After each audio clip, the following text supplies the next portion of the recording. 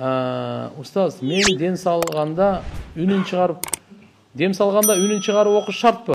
Анан 10 метр аралыкта салса болобу? Деги себеби менин кызым реанимацияда жатат. Киргизбейт.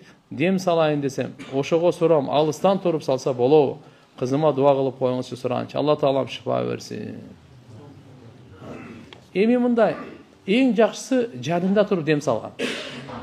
Жанында туруп дем салган жакшы. Анан үндө өтө кыйкырбай, өтө акырын эмес, орточо үн менен дем салган. Агерде азыркында реанимацияга киргизбесе, узактан деле дем салса. Узактан деле. Биз көргөнбүз, узактан телефондон башка мамлекеттен дем салгандар. Кол кайчылаштырган жаман болобу? Шайтандын пейили. Теке берлик да. Я. Кол кайчылаштыр, теке берлик. Жөнүндө энтели, намазда макруh болот. Исламик банкта автофинансирование жолу менен рассрочка машина алса болобу? Наценка бар экен, ошо процент кредит болуп калбайбы? Процент кредит болбойт. Алсаңар болот. Өзүнүн ошо ислам принцип каржылоолору, эрежелери бар, ошону сактаңыз. Календар боюнча азыр багымдат намазы саат 6:50-дө кирет. 8:30-да күн чыгып, мечиттерде 7:30-да намаз окулат. Эгерде уктап калып 8-де туруп намаз окусаң, ошондо багымдаттын казасын окуп каласыңбы? Кээде ошондой убакытта туруп калам. Жок, каза болбойт. Жарым саат убакыт бар дагы. Намаз кайта каза болот. Каза качан болот? Сиздин жазганыңызга карап 8:30-дан кийин каза болот. Ага чейин даже 8:25-те окусаңыз да каза эмес. Имамга уюп намаз окуганда кээде аттахият менен салаватты айтып бүткүчөм, имам салам берип калат. Мен да кошулуп салам беришим керекпи, же аягына чейин бүтүрүп салам берем? Же аттахият аягына чейин окуйсуз? Эгерде мисалы аттахиятка окуп атканыңызда эле салам берип калган болсо, аттахиятты абдуху ва расулун окуп, анан салам бересиз. Салават калып кетет. Имамга эргешиш керек болот. Мен мектепте окуйм. Жашым 15-те, 5 маал намаз окуйм. Мен күнүнө мечитке 2,5 саат беришим керекпи? Же бербей эле койсом болобу? Же күнөкөр болуп каламбы? Билбейм. 2,5 саат толук пайдасын айтып коесузбу? Мындай. Алла таалам кабыл кылсын, машалла. Үйгө убакытты бериңиз, үйдүн кызматтарын, мектепти жакшы окуңуз. Бошпу?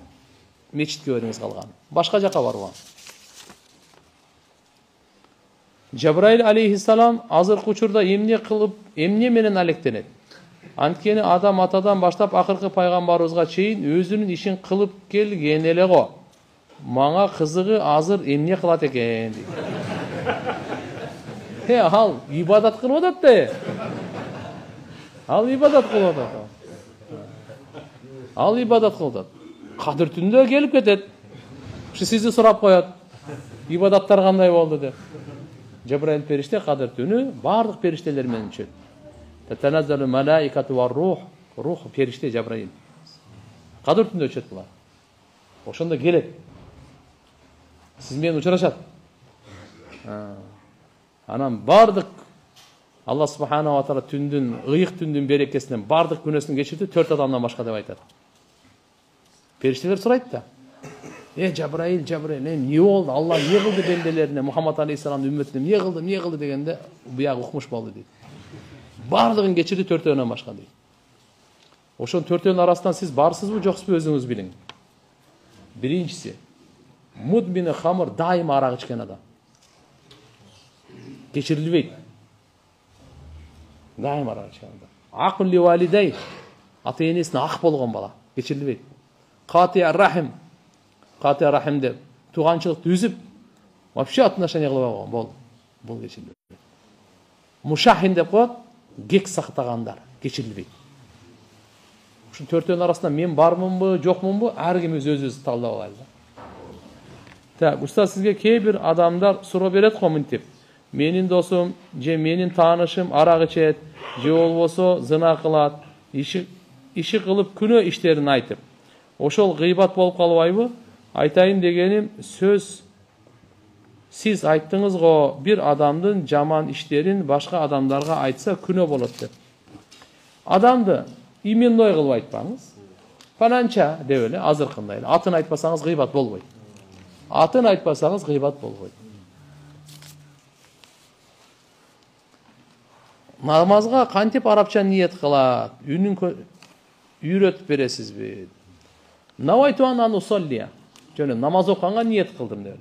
Жөн кыргызча эле айтып бериңиз, эчтеке эмес. Я Алла, намаз окуганга мен ниет кылдым. Кайсы намаз? Куптан намазы.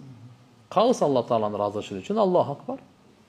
Имамга ыктыда кылып аткан болсоңуз, дагы ниет кыласыз. Намаз окуган өзүнчө, ыктыданын ниети өзүнчө. Мен имамга ыктыда кылдым. Имамга багыштадым, имамга тапшырдым деген ниет болуш керек да. Макулбу? Умра менен ажылыктын айырмасы кандай? Ажылык фарыз. Ал ажылыктын убактысы 5 күн. Зилхиджа айы бар, акыркы ай болуп эсептелинет. Ошону 8, 9, 10, 11, 12. Ошол ажылык болот, 9 арафа, 10 курбан айт болот. 5 күн. Калган бардык күндөр умранык. Ажылык өмүрүнө бир жолу фарыз, умра сүннөт.